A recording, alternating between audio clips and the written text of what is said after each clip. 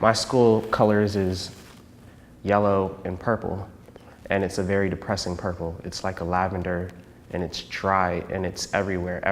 My school is 4 floors, and all the walls are yellow, and all the doors are purple, and it follows you everywhere. It's like a prison.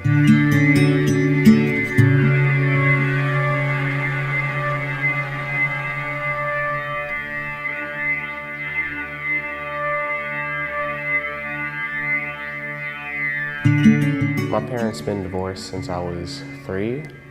I had a lot of hate inside of me from my situation. And throughout school, like elementary, middle, and some high school, I had a learning disability. I was considered a special education child for the longest.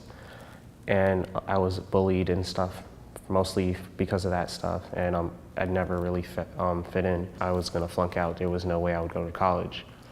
But that all changed when I started Publicolor my freshman year of high school in 9th grade. Our schools, too many of our schools, are environments of failure. So it's like, no wonder kids are dropping out. No wonder teachers are burning out. No wonder parents don't want to come into these buildings. They're so hostile feeling. In my research, I had discovered that if you affect public space, you affect more people more of the time. And my 17-year involvement with the Big Apple Circus developed a not-for-profit mindset. And so I thought, this is how I could give funders the biggest bang for their buck. I never thought I would do this.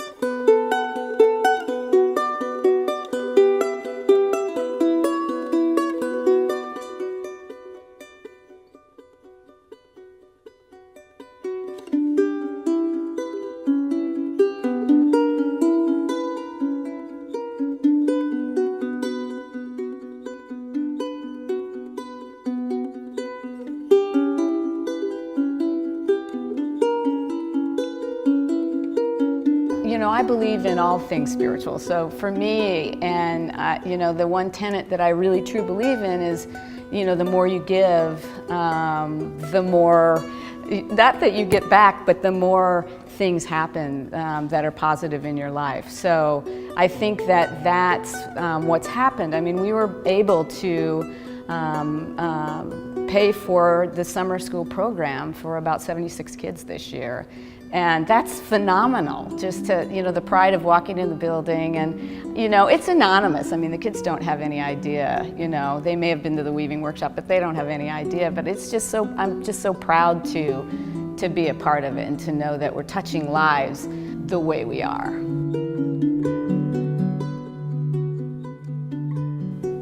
So it all started with Publicolor and putting color on the wall. Then one week at home on the weekends, my mom was like, we're gonna rearrange the house. So I helped her. I was like telling her what should go where, what color we should put on the wall, and she just loved how it looked after we were done. You don't really notice how creative you are until you come here. They give you fabrics, they give you all these colors, and you're just like, you make something, and you're like, wow, I made that. Just a few minutes ago before I came here, I just made this awesome box bag. And I'm like, wow, this really looks like something that sells in stores. And I thought it was pretty cool. Just to see the reaction of these kids halfway through it, going, oh my God, I am creating this, and the pride that you know came through in their faces was just incredible. You can take your mistake and make something so beautiful out of it. Well, yeah. Can you reword the question, please? Yeah, absolutely. I want to focus on teaching them strong and transferable work habits. They really help you with everything. Like, even when you're doing good, they're really proud of you, and even when you're not, they might not be proud at the moment, but they'll help you to get to a place where they can be proud of you. Like, for example, like they have tutoring on Tuesdays. Like, if you're struggling in any class whatsoever, then they have peer tutorings and they hire people that come and help. So like, they make sure that failure is not an option. I've always been something of a perfectionist. So my attitude is, if you're going to do something, give it your best. I think that we have students in our program that are high achieving, that are very intelligent young people, and maybe they don't get good grades because they haven't figured out how to get those grades, you know, how to engage, how to care. I call it like my little motto is recreating the world. And it's cool to care. I think sometimes it's really, you know, in our lives, you dumb it down because it's not cool to care and or whatever, and you know, it doesn't matter if I fail or if I succeed, but in Publicolor it's cool to care. So. As we can all see, like the world is big on technology and things like that, and since I was young, I really like technology. So when I go to like MIT or something, I want to like master in engineering to the point where I can like innovate and create something large and expansive and like a whole new network, or like something that practically changes and reinvents the world, so that when people look at it, they're like, oh, I know who created that, that was Delion. So that like my name is on the face of everything, that people know that I created this. I really believe that every child is walking potential. And as I said earlier, if you're working with kids, it's your job to help them realize that. It's not that any of us are making these young people better because they're so amazing. It's about letting them let that better person out. Well, it's usually my mom, because I get home and I'm covered in paint and she's looking at me like, you must have had a great day today. Painting is like really relaxing and stress relieving. Like when I grab a brush and paint a wall, it's just like all my problems disappear. So I was going home with a different attitude than I was previously. There's a lot of different mediums in the way that I do things. So, and inspiration, I get inspiration from a lot of things.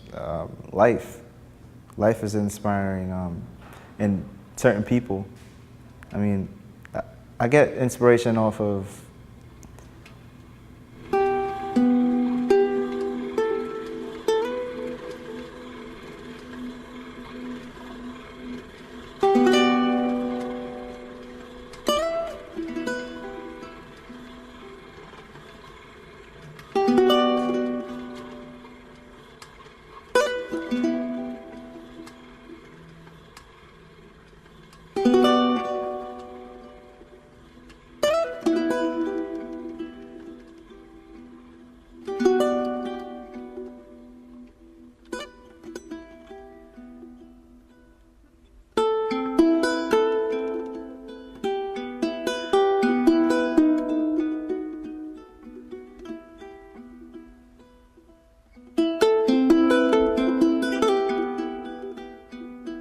I love what I do, and I love the young people I get to work with. I love my, you know, like the people I work with in transforming these young lives. The organization, you know, because an organization is a person now or whatever. You know, I love Publicolor. But the heart would be the kids, I guess, if I had to talk that one out. I don't know, I kind of do circles in my head to be like, oh, how do you make this? Because it doesn't always feel this good.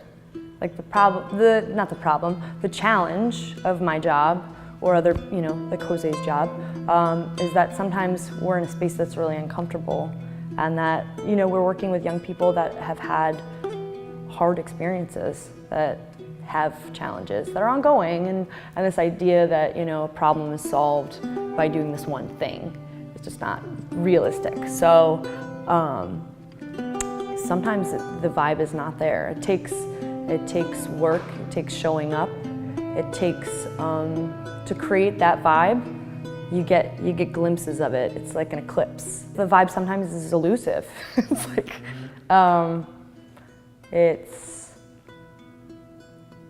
yeah.